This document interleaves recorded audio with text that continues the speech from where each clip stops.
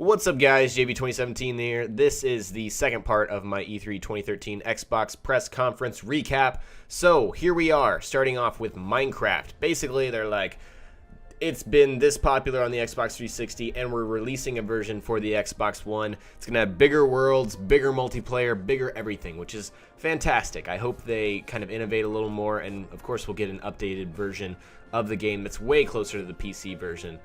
But yeah, seriously, congratulations though to Xbox with such a successful game. This thing has been massively successful, and hopefully it's even more successful on the Xbox One. So anyways, yes, bigger worlds, bigger multiplayer, more Minecraft. I'm pretty sure everyone wants that. So anyways, that'll be cool. Next off, Microsoft elaborated on a game that they barely showed anything of in their other event about, I don't know, was that a few weeks ago? But anyways, Quantum Break. This is going to have a TV show tie-in. It's kind of like Defiance, but that crashed and burned. So I don't know what their thinking is with that. Once I heard that, I was like, oh my gosh, this is bad. But it doesn't look that bad. It's an Xbox One exclusive. The main character is a product of a failed science experiment, and it has to do with freezing time. As you can tell, this guy's kind of wading through the debris there, and they said that this is run in engine, so I don't think this is like, you're not playing in this scene. This is definitely a cutscene, but it's run in game, in engine. So that's pretty impressive stuff there. Yeah, they called it zero state, which is like time is frozen and you're able to manipulate things. Pretty good for the graphics and running in game, like I said before. But anyways, I'm sure we'll see more of this game and learn about the TV tie-in very, very soon. So next up is a game that I know literally nothing about. It's called D4. It's made by someone called Swery65, and that's kind of weird. It sounds like an Xbox Live gamer tag or something. But if you notice, there was like some hands on the screen, so it looks like there's some kind of Kinect integration going on. It looks very, very strange, very stylized, kind of anime-esque almost. I may be wrong about the anime part, but anyways, I literally know nothing about this game, but they did announce it here at E3. So next up, they unveiled something very new that I had never heard of before. It's called Project Spark. So basically, in order to sum this thing up, there's a lot of interesting stuff going on, but I think the best way to describe this is a Little Big Planet for Xbox, but it's 3D. It's not stuck on that 2D plane, like you're in a third-person kind of viewpoint, but at the same time you can like change the game and decide what's going on. It's very strange.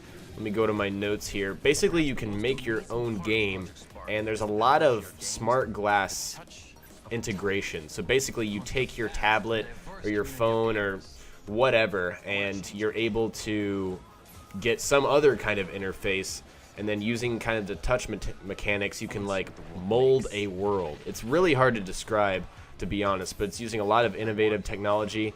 Some of the things they showed off were making bad guys, getting an inanimate object like a rock and making it your pet, or giving it a sword and then somehow that rock would attack enemies. Really strange stuff. You can play with your friends. It looked like it was totally into the social aspect and the multiplayer aspect. Look at this game. It almost looks like Limbo back there a second ago. But it almost looks Fable-esque. Kind of the art style looks Fable-esque. They're showing off some things that look like Geometry Wars. That looked like, I can't remember the name of the game. But anyways, this looks like a pretty powerful engine and a pretty powerful creative space to make something very creative. You know, the gamers can make stuff themselves. So it's all about morphing the landscape, deciding what you want to do with the tools that they present for you. So I think this is a really ambitious idea, and hopefully it does not crash and burn. I'm really looking forward to this thing.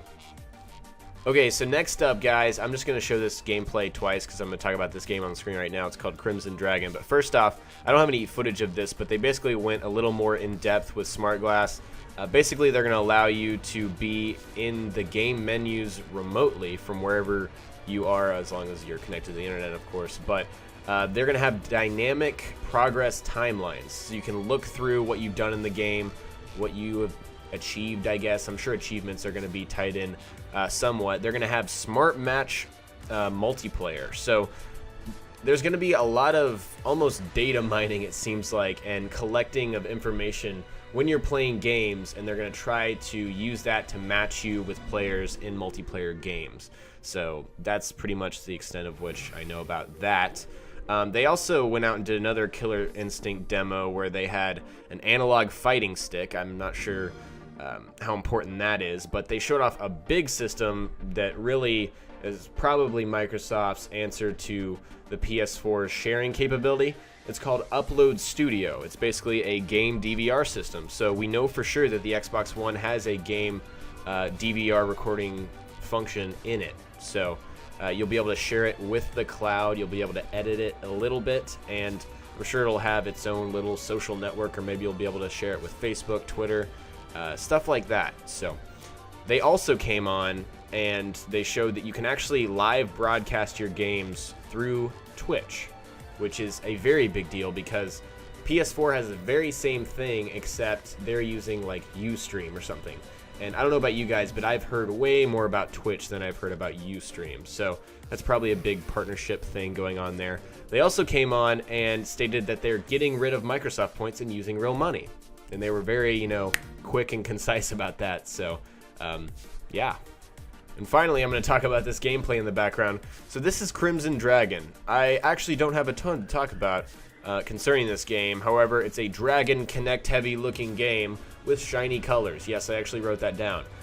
It looks like that little reticle that's floating around the screen. Either you'd be able to control that with the analog stick, or you'd be able to control that with your hand, maybe. This doesn't look like a game that's geared towards core gamers. Looks like more of a kid game. I mean, that's just my opinion. Very shiny colors again. But I don't know. I don't know a lot about this game, but it definitely looks like it's Connect heavy. Also, in the actual live press conference, the audio cut out. We didn't hear any audio from this game whatsoever, so it was pretty funny. People were making sound effects for the dragons, and I don't know, it was funny.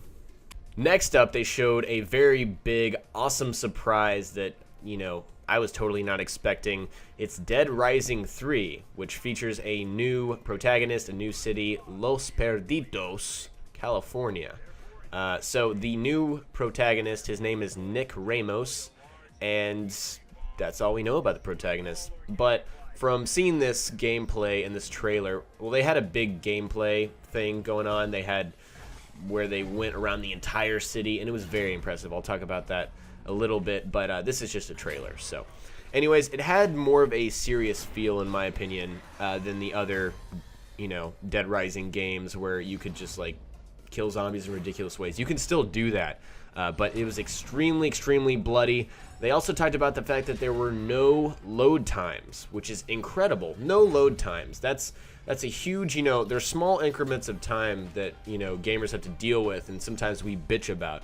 But the fact that there are none now is incredible, especially for a game of this size and scope, and so many zombies on the map at once. It's incredible that there are no loading times. That's just awesome. And they said it was, they were able to do that using the cloud, so I don't think anybody really knows what they mean by that. But basically, this guy went around this whole city and picked up everything and killed zombies with it.